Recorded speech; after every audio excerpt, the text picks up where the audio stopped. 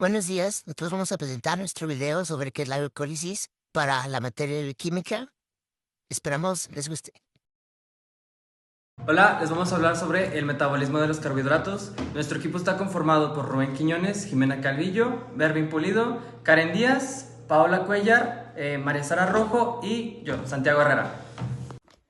Para repasar y entender un poquito más qué es esto del metabolismo de los carbohidratos, tenemos que ver algunos aspectos históricos, como que en el año de 1864, Luis Pasteur descubrió que la fermentación es producida por microorganismos.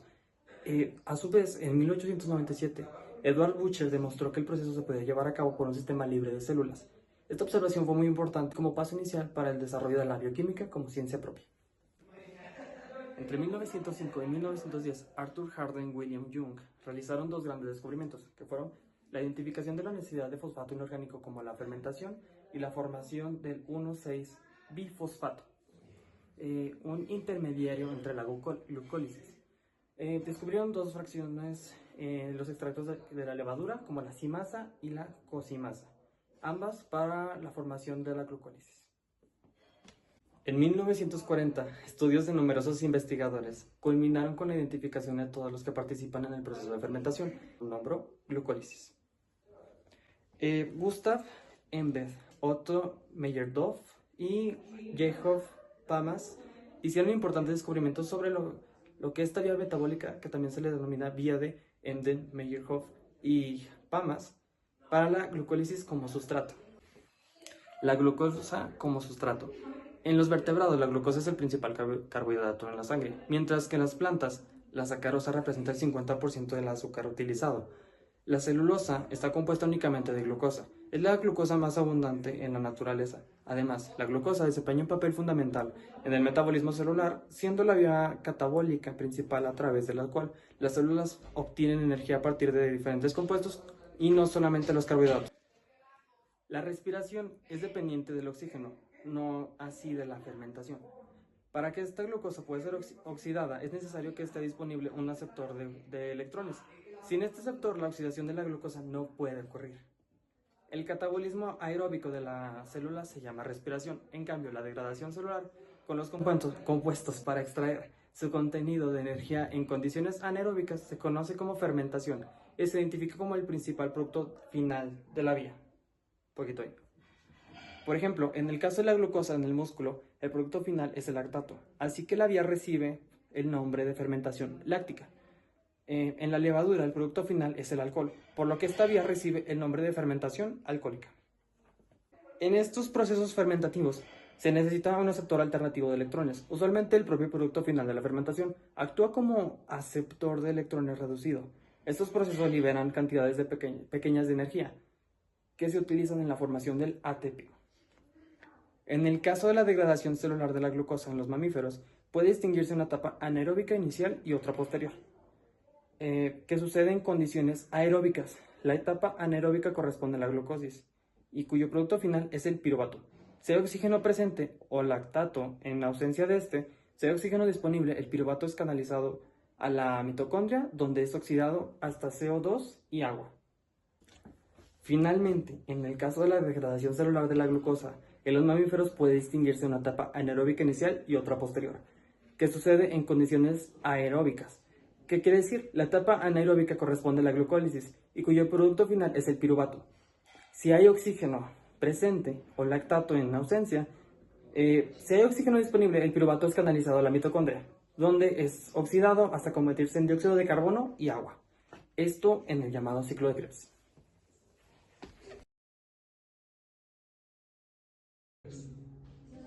El primer tema es la digestión y absorción de los carbohidratos. Los carbohidratos constituyen aproximadamente el 60% de los nutrientes de la dieta. La digestión comienza desde la saliva, en donde una enzima, la ptialina, inicia con la hidrólisis de los almidones. Los disacáridos de los alimentos se hidrolizan y convierten en monosacáridos, debido a la acción de las carbohidrasas. Al final, la digestión produce una mezcla de monosacáridos que pueden ser absorbidos por el cuerpo. Después está la degradación de la celulosa en los mamíferos. Los humanos no podemos digerir la celulosa, por lo que esta pasa indigerida, pero nos ayuda a la formación de heces. La absorción de los carbohidratos se da en el intestino, pero ahí únicamente los monosacáridos pueden absorberse. La fructosa se absorbe por difusión facilitada, mientras que la glucosa y la galactosa se absorben mediante el transporte activo. La glucosa es transportada a la sangre y parte de ella se fosforiliza.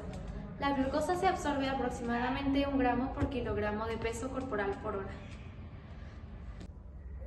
Las vías metabólicas de los carbohidratos. La primera es la digestión y la absorción, en donde los carbohidratos se digieren en monosacáridos en el intestino y se absorben a través de la circulación porta al hígado.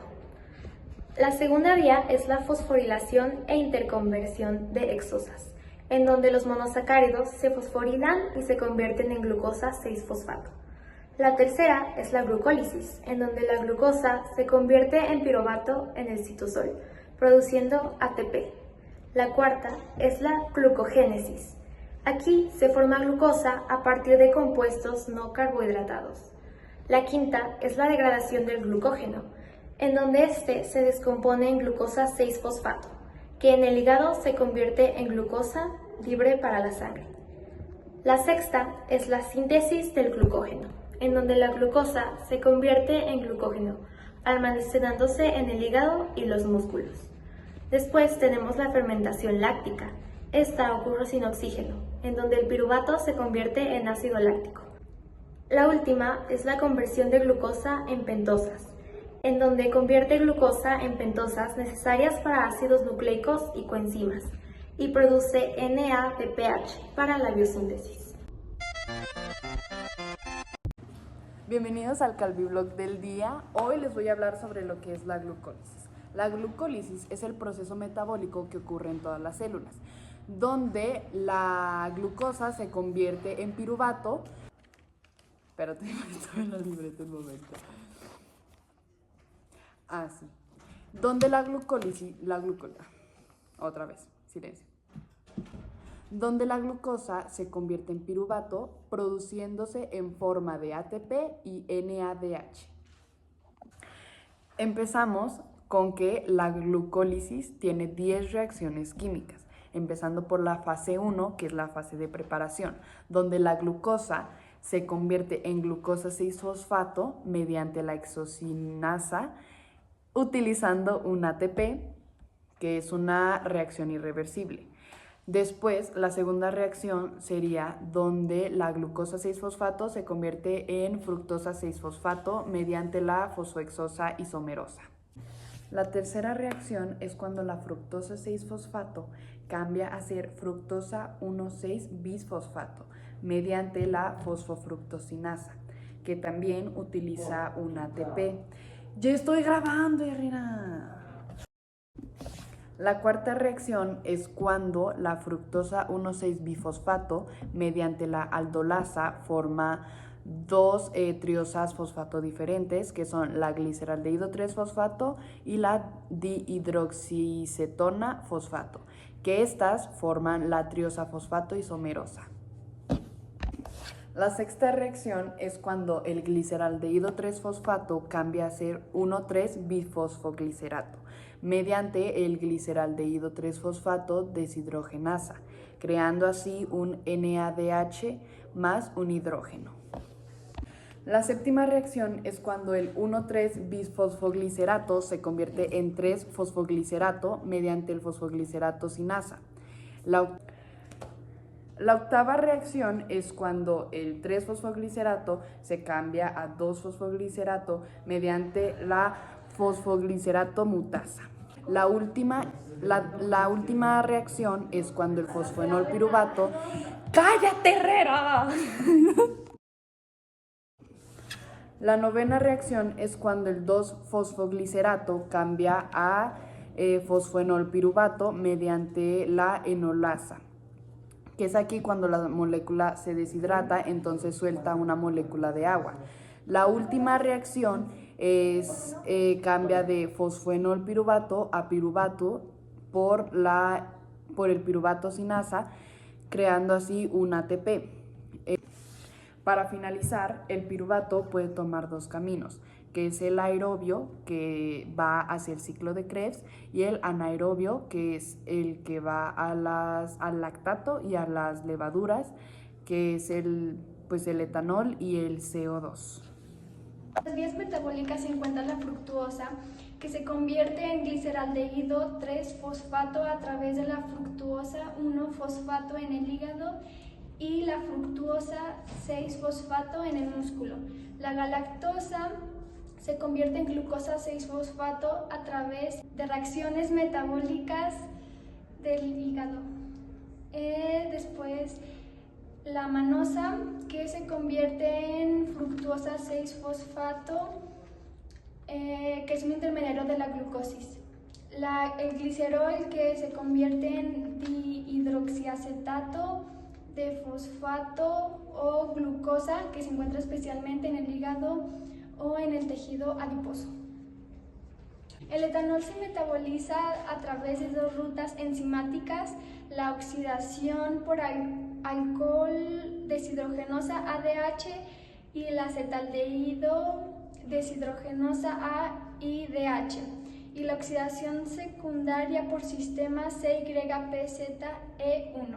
El metabolismo del glicerol es un proceso multifacético que involucra su conversión en intermediarios clave para la glucólisis y la gluconeogénesis y la síntesis de lípidos. Las landeras equivalentes reductoras juegan un papel crucial en mantener el equilibrio redox entre el citosol y la mitocondria, asegurando la producción de energía.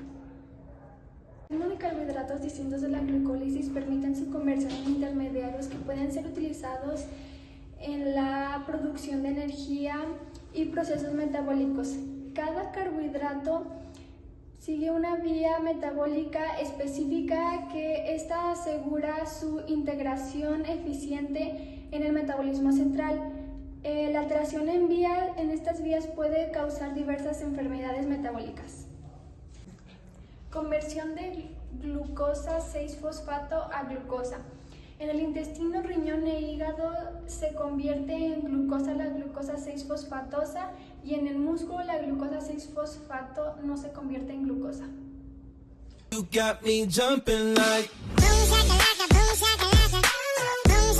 ¿Qué es la gluconeogénesis?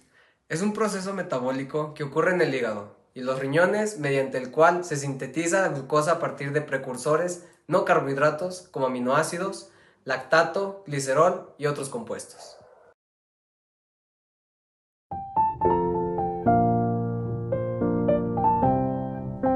Algunos precursores son aminoácidos, como la alanina y la glutamina, entre otros.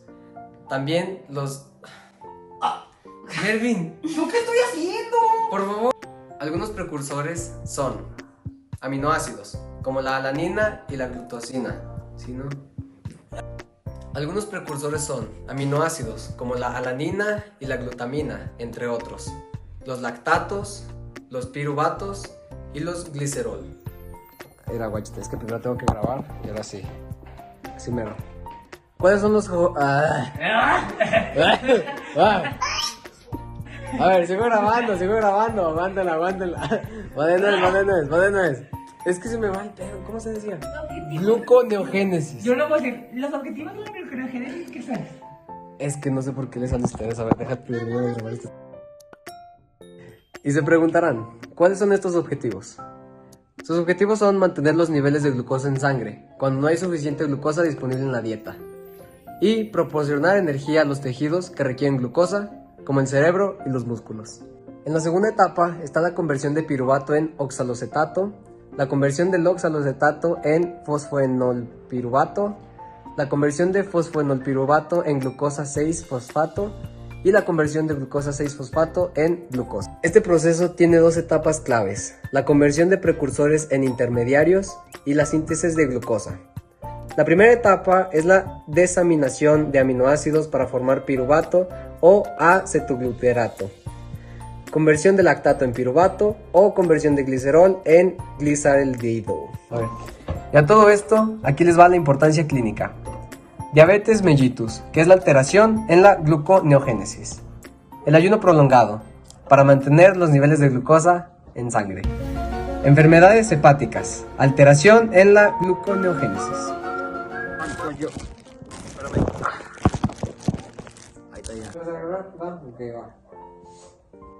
En la primera etapa está la desaminación de aminoácidos para formar piruvato o acetoglutarato, la conversión de lactato en piruvato y la conversión de glicerol en gliceraldehído.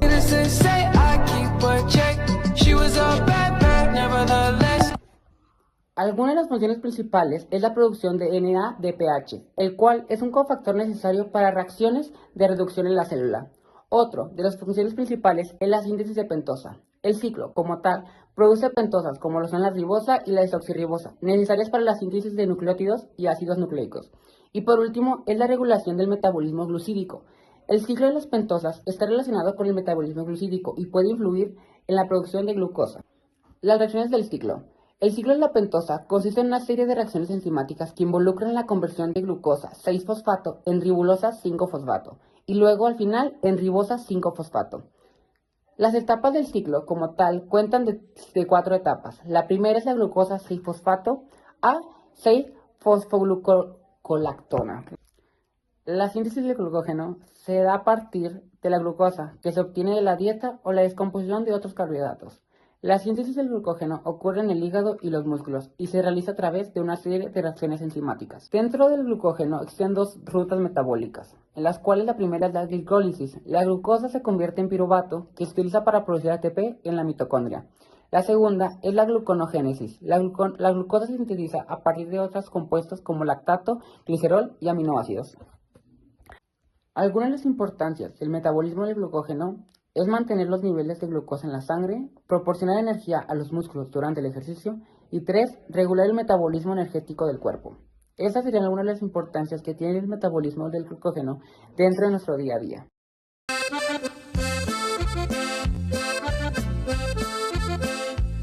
Por último, ¿qué es la glucogenosis? Esta es una enfermedad no contagiosa que se caracteriza por la ausencia o la deficiencia de enzimas que participan en el metabolismo del glucógeno. Algunos ejemplos de las enfermedades que causa son los siguientes.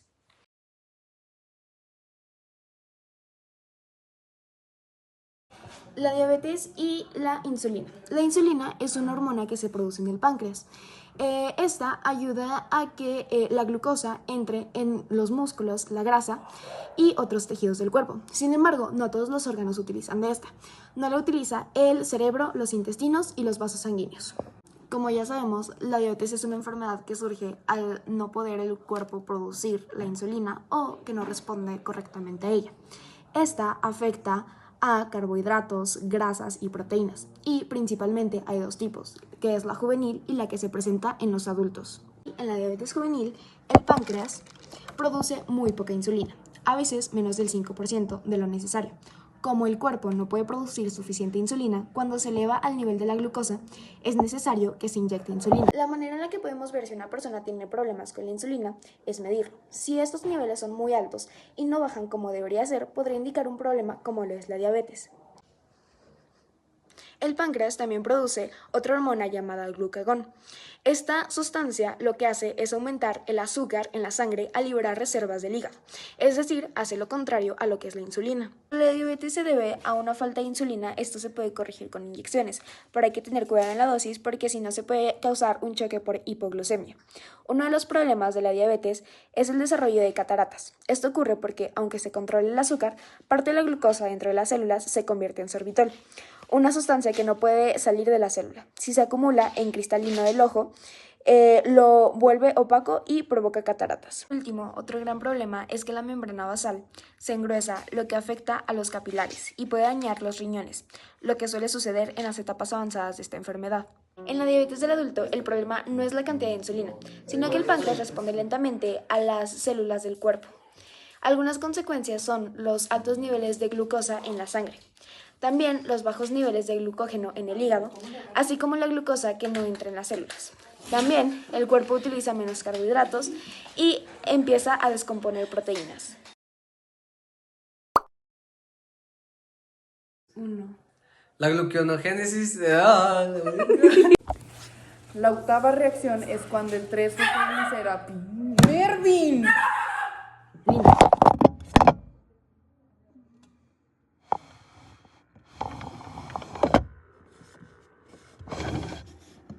Oigan.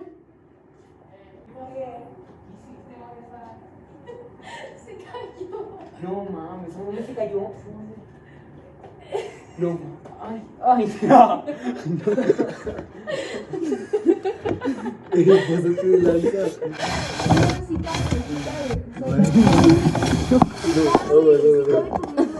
Mervin, acontecimientos, nárralos. Últimos sucesos del día. Marisara atoró mi teléfono en la ventana. Pueden verlo ahí. Primera prueba. Ahí se está con... Ahí está Herrera, este es la Cosa Azul. ¡Oh, ya pudieron! Ya pudieron. Mantener el equilibrio. Ay, no. Se convierte en 2-fosfoglicerato mediante el fosfoglicerato Mufasa. No es mutasa. Corazón de melón, melón, melón, melón, melón. Corazón. Dios lo bendiga. Próxima. El aplauso, señores.